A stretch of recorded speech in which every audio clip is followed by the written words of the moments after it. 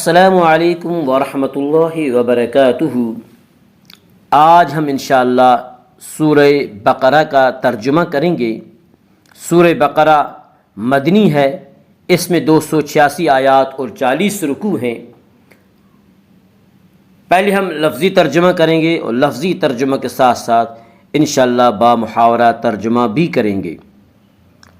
اعوذ باللہ من الشیطان الرجیم، بسم اللہ الرحمن الرحیم، الف لام میم، ذالک الکتاب لا ریب فیہ ھدی للمتقین۔ شروع اللہ کے نام سے جو سب پر مہربان بہت مہربان ہے۔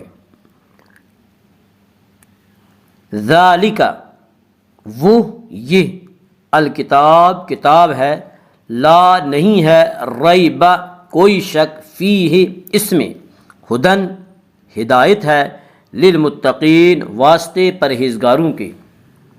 ذالک الکتاب لا ریب فیہ، یہ ایسی کتاب ہے کہ اس میں کوئی شک نہیں۔ ھدی للمتقین، یہ ہدایت ہے پرہیزگاروں کے واسطے۔ الف لام میم، مختلف صورتوں کے شروع میں یہ حروف اسی طرح الگ الگ نازل ہوئے تھے، انہیں حروف مقطعات کہا جاتا ہے۔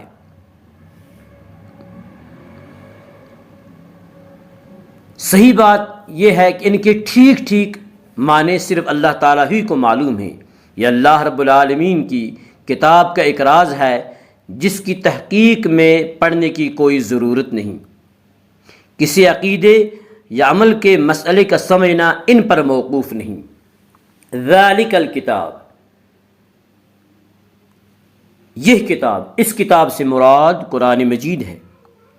ذالک عموماً اس مشار الیہ کے لیے استعمال ہوتا ہے جو دور ہو، لیکن یہ ایسے مشار الیہ کے لیے بھی استعمال ہوتا ہے جو حسن نزدیک تو ہو مگر اپنی شان اور رتبے کے اعتبار سے بہت بلند اور دسترس سے دور ہو، چونکہ قرآن مجید اپنی شان کے اعتبار سے بہت ہی بلند کتاب ہے۔ لا ریب فیہ، اس میں کوئی شک نہیں، یعنی ایک ایسی کتاب ہے جو بغیر شک و شبہ کے، جس کی ہر بات درست ہے۔ انسان کی لکھی ہوئی کتاب 100% تک شک و شبہ سے بالا تر نہیں ہو سکتی، کیونکہ انسان کتنا ہی بڑا عالم کیوں نہ ہو، اس کا علم محدود ہوتا ہے۔ اکثر اس کی لکھی ہوئی کتاب اس کے ذہنی گمان پر مبنی ہوتی ہے۔ چونکہ قرآن مجید اللہ رب العالمین کی کتاب ہے جس کا علم لامحدود بھی ہے اور 100% یقینی بھی، اس لیے قرآن مجید میں شک شبہ کی کوئی گنجائش نہیں۔ اس کے باوجود اگر کسی کو اس کتاب میں شک ہو تو اس کی ناسمجھی، کج فہمی اور کم عقلی ہو سکتی ہے۔ کتاب میں شک و شبہ والی کوئی بات نہیں۔ ھدی للمتقین، یہ ہدایت ہے واسطے پرہیزگاروں کے۔ قرآن مجید کیونکہ ہر ایک کو صحیح راستہ بتاتا ہے، ھدی للناس، ہر ایک کے لیے ہدایت کا پیغام ہے، لیکن اس کی ہدایت سے صحیح معنی میں وہی لوگ فائدہ اٹھاتے ہیں جو پرہیزگار ہیں، اس لیے پرہیزگاروں کی تخصیص کر دی گئی۔ یہ قرآن مجید پرہیزگاروں کے واسطے ہدایت ہے۔ الذین یؤمنون بالغیب ویقیمون الصلاة ومما رزقناہم ینفقون۔ الذین، جو لوگ، یؤمنون ایمان لاتے ہیں، بالغیب غیب پر، ویقیمون اور قائم کرتے ہیں، الصلاۃ نماز، ومما اور جو کچھ، رزقناہم ہم نے انہیں دیا، ینفقون وہ اس میں سے خرچ کرتے ہیں۔ الذین یؤمنون بالغیب، ان پرہیزگاروں کے واسطے قرآن مجید ہدایت ہے، یؤمنون بالغیب، جو غیب پر ایمان لاتے ہیں، ویقیمون الصلاۃ، اور نماز قائم کرتے ہیں، ومما رزقناہم ينفقون، اور جو کچھ ہم نے انہیں دیا اس میں سے وہ خرچ کرتے ہیں، یعنی اللہ کی خوشنودی کے کاموں میں خرچ کرتے ہیں۔ یہاں سے مفلحون تک ان پرہیزگاروں کی صفات بیان کی گئی ہیں جو قرآن مجید کی ہدایت سے فائدہ اٹھاتے ہیں۔ ان کی پہلی صفت یہ بیان کی گئی کہ یؤمنون بالغیب، وہ غیب پر ایمان لاتے ہیں۔ ایمان کا مطلب یقین محکم۔ غیب ہر اس چیز کو کہتے ہیں جو ظاہری حس کی رسائی سے بہت بلند اور سمجھ سے بالا تر ہو، مثلا وحی، قیامت، فرشتے، جنت، جہنم، عذاب قبر، عالم برزخ، پل صراط، اور خود ذات الہی۔ یہ ایسی چیزیں ہیں جو نہ آنکھوں سے دیکھی جا سکتی ہیں، نہ عقل سے سمجھی جا سکتی ہیں، نہ چھو کر انہیں محسوس کیا جا سکتا ہے۔